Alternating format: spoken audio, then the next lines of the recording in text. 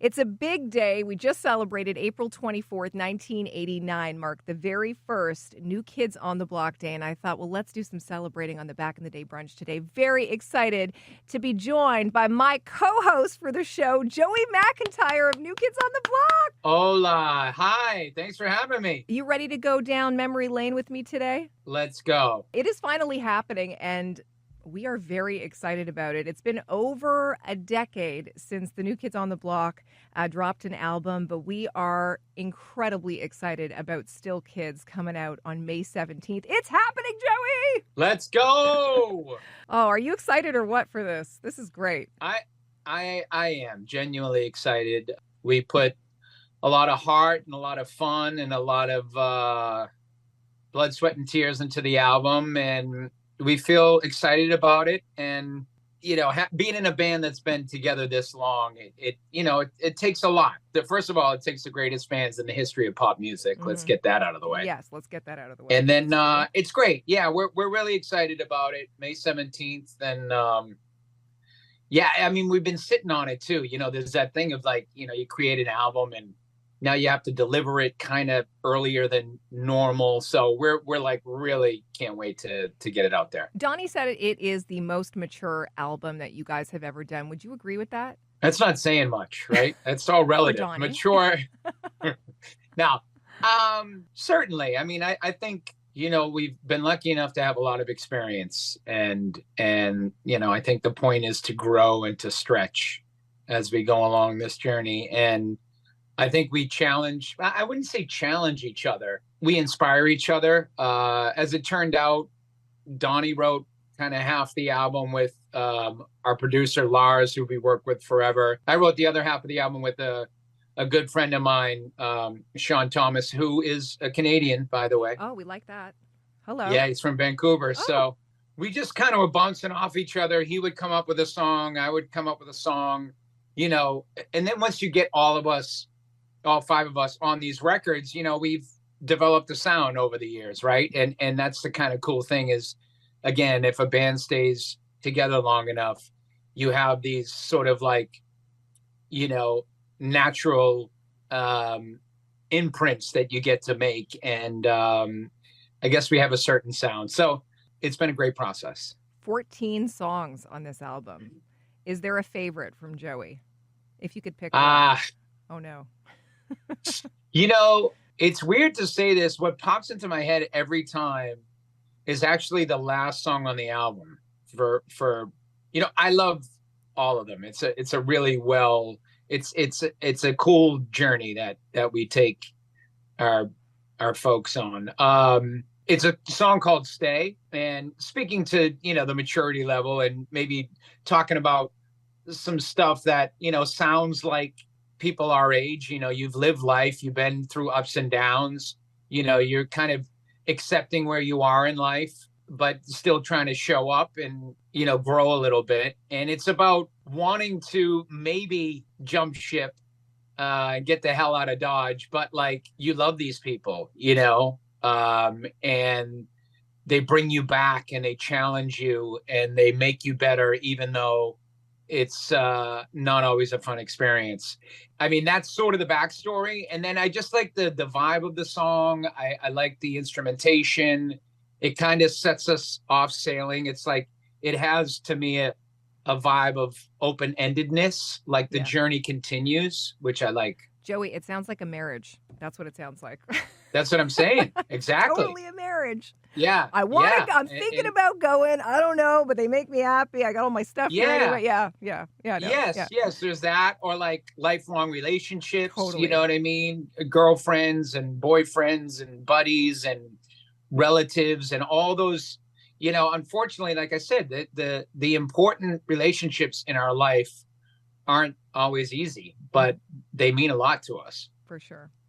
How excited are you to take this one out on the road for the fans, to show them the new stuff, to give them the classics that they know and love? You've said before that this is really going to be a full circle moment for your fans because of the name, the title, the Magic Summer 2024 tour, which is a little nod to 1990. Yeah, we're very excited. I think a couple of things are coming together for this tour. Yes, the new album. Yes, the sort of nod to 1990, basically numbers wise, our biggest tour ever. But this tour is primarily outside, where usually it's a girls' night out and we're at these arenas and that whole thing. This is a throwback in the sense that like we're out underneath the stars, just like we were back in the day. And there's an energy and air to the whole thing.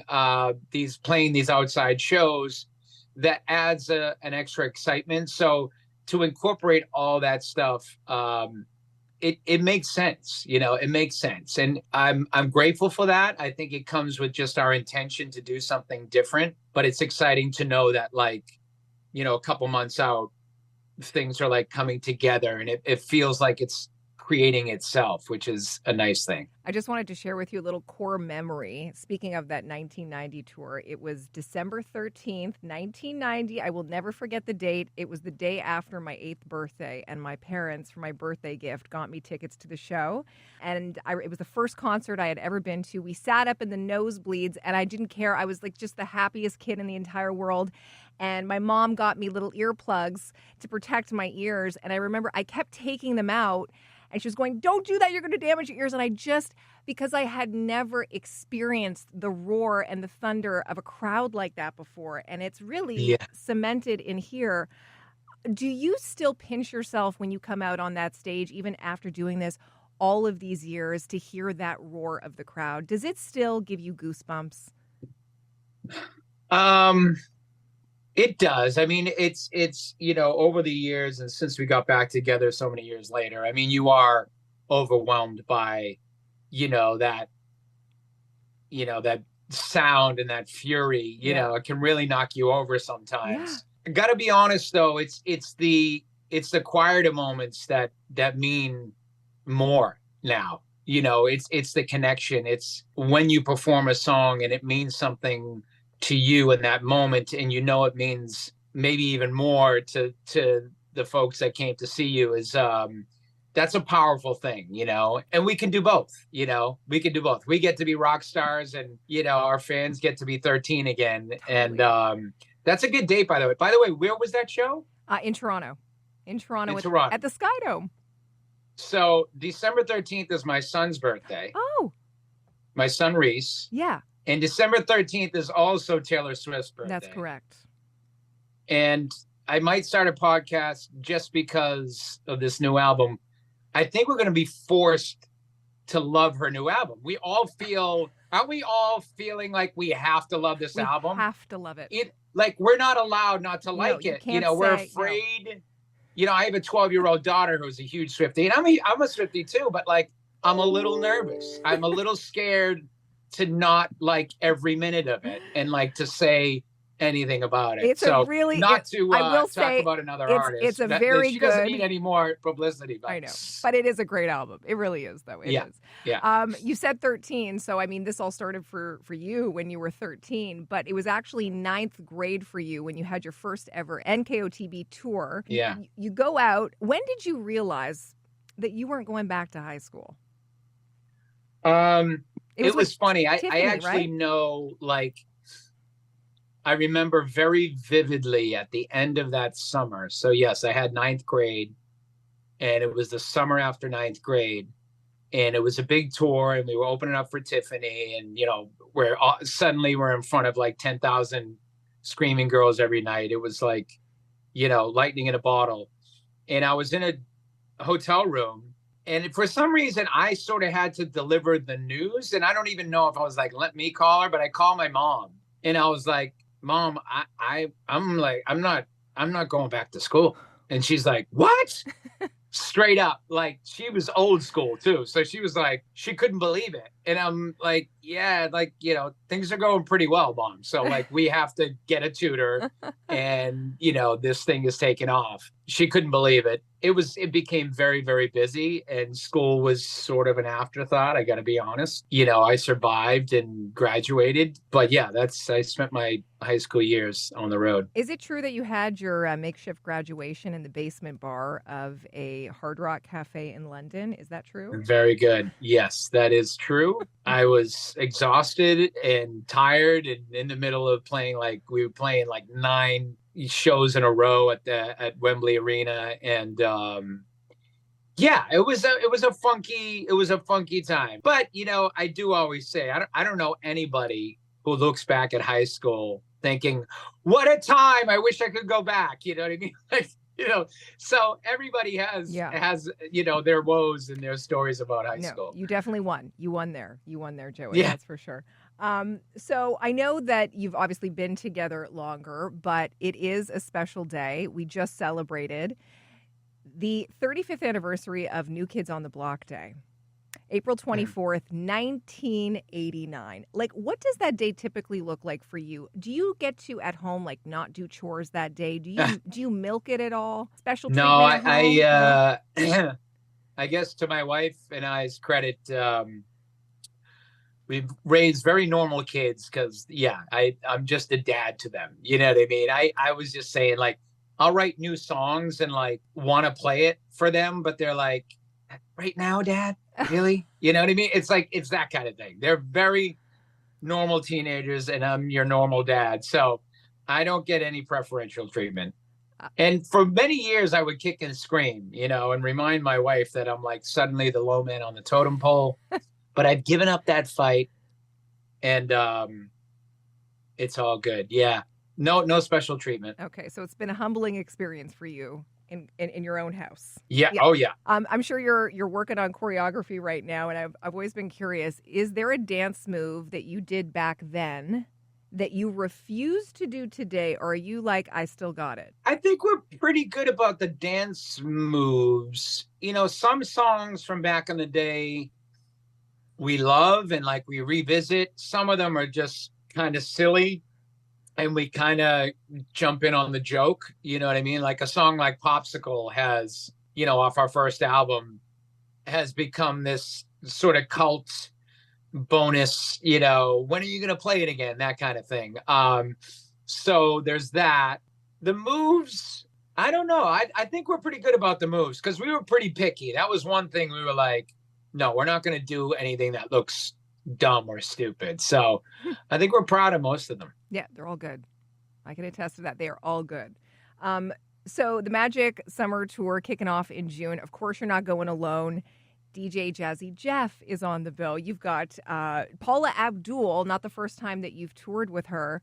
What is she like to tour with, though? Well, she's a legend, first of all. And then she's super, super sweet. It never gets old, like, walking down a hall and seeing Paula Abdul and like giving her a hug and saying, "How you doing?" And she gives you that big, special Paula Abdul smile. And knowing you have a legend on the road with you and someone who knows what it takes and has done it for so long is like, you can't put a price on that. So it's really, really cool to get to work with her again. You guys have crossed paths many times. I remember the picture of you guys with the tuxes.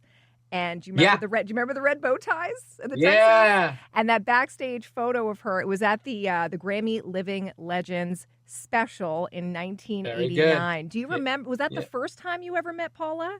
Was back there? One of the first? That's a good question. It might be. I mean, it was right around that time.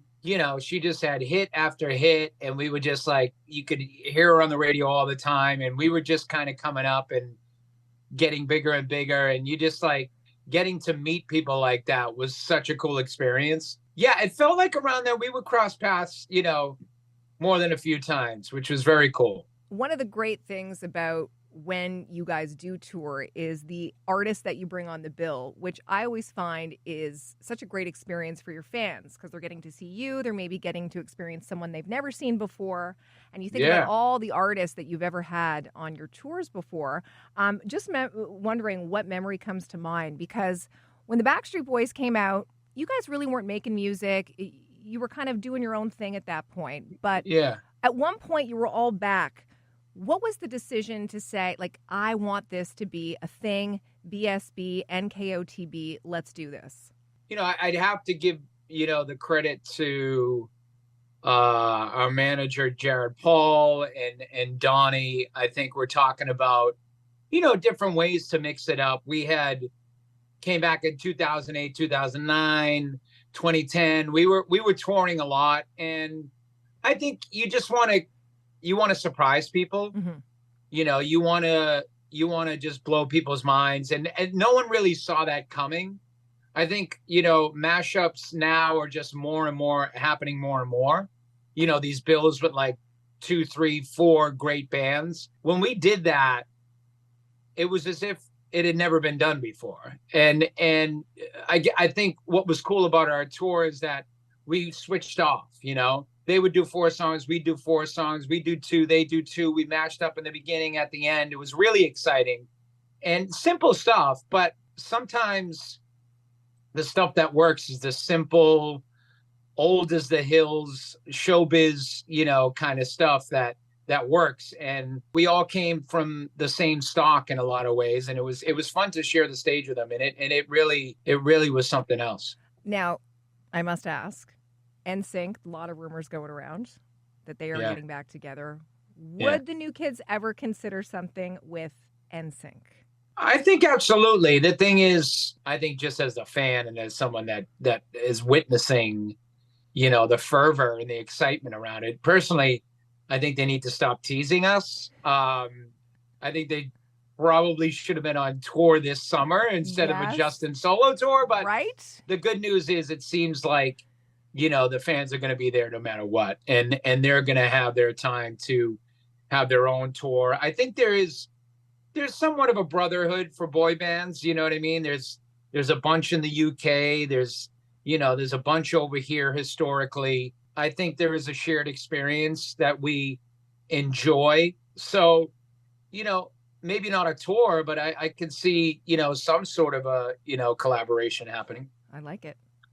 You heard it here. You heard it here. Yeah, that's right. Okay, so there have been a lot of music biopics recently. Bob Marley, of course, Michael Jackson's biopic is in the work. I think you guys have a great story to tell. When is the musical biopic happening? You have that whiteboard. Everybody has that whiteboard. You know what I mean? So it seems, I'm pretty sure there's nothing no question that has come up that isn't on that whiteboard. He's trying. I'm sorry. Let me just cut to the chase. I'm not going to give you the answer it looks like you want right now. Okay. So it's tricky. It is tricky. I mean, to get, a whole career and 5 lives into an hour and a half, you really got to get specific. You know what I mean? And like probably pick a certain time. You know what I mean? There's different ways to make these biopics. So we'll see. I honestly, it's not in the works now, and those take a long time. So, but that's okay. There is a lot of time, and there's a lot of, we look for ways to, keep the fires burning and stay excited and keep the fans excited.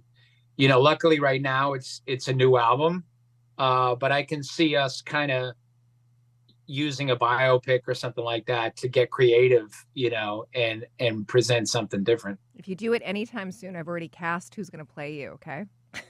Really? Yeah. Your son, Reese. I feel like he's so much like you. He's like the perfect age right now. My son, Griffin.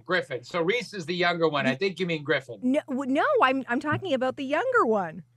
Really? I know he does look like me more and more. He does. Yes, he does. And I feel like he's at the perfect age. Oh my God, he'd love that. Yes, so you can let him know. I love it. I've got my vote in for him to do that. Okay, good. I just want to remind everyone of the official NKOTB hotline. That was my lifeline, Joey, okay? Right. I used to call that thing all the time. I used to receive 100,000 calls. I think it was every week. And now it is back. It's back. Free line that you can call. It's free this time. Free this time. A lot of you got in trouble for calling that line, and your dads and moms would look at that phone bill and go, what the hell is going on? Yes. Yeah, it's fun. It's a fun way to check in, and we've been leaving messages, and there's something about a phone message. It's Instagram and, all the social media. It is lovely to like connect that close with someone, but there is an intimacy about a phone call that we just dial a number and listen to a voice. it's kind of cool. So we've been having fun with it, and we're probably going to keep it up for a while. So Yeah, please do. It was very nostalgic. I've called it yeah, a couple of times already. I love that you're connecting with fans all the time. You are. And you do seriously have like the best fans in pop history. So much love for you guys, but do you also feel like there's connections happening between the fans? There's a lot of love there. I was hoping for so sure. much love. The craziest story I've ever heard, though, was I believe it was last August. Do you want to tell everyone about the kidney story? Yes, I mean, I don't know the super intricate details, but I mean, basically, a fan needed a kidney, and she brought a sign to the show, held it up. Donnie saw it, took the sign from her, and said, like, "I got you. We'll do something for this. We'll take some action." And he posted and sent out the word on social media about this girl who needed a kidney, and sure enough, another blockhead came up and donated a kidney. And yeah, that is an extreme situation. Very extreme. You know, you're talking about That's love, Joey. you know, for the most part, it's just girlfriends calling each other and being there for each Yeah. other. This is on one end of the spectrum, but yeah, our fans, you know, I refer to myself as like, I'm the excuse. You know, they might come to see me or the guys, but like they're there to hang out, you know, with each other and run around town or have dinner and just check in and be there for each other. And that's a pretty cool thing. It is. It is. Well, I know the fans are very excited about the new album. Still Kids drops May 17th. And of course, the Magic Summer Tour, which all kicks off in June. Have the best time, not only bringing the fans full circle, but for you guys as well. I hope you can really soak it in to feel the love and just how excited everyone is for the new album and the new tour. So congratulations. Well, thank you. And you better be at one of our Toronto shows. Oh, I'm going. Okay, good. I'm going to sit in the nosebleeds like I did. No, you're going to sit up front, and you're really going to need the earplugs now. Yeah, now we get it. Our parents were right again. It's like, oh, yeah, you're right. I can't hear. I might even bring my mom for old time's sake, you know, just to really relive that moment. Perfect. You have to buy the tickets this time, though. I'll buy the tickets. Yeah. That's great. Yeah. I had so much fun with you, Joey. Thank you so much for being here to co-host the Back of the Day Brunch with me. That was fun. So fun. And the North has always been very good to us. So thanks for continuing the love affair. Joey McIntyre, New Kids on the Block, hanging out on the Back in the Day Brunch. That's a pinch me moment for sure. I'm never going to forget this one, Joey. Thank you. All righty. All right. Bye. Take care.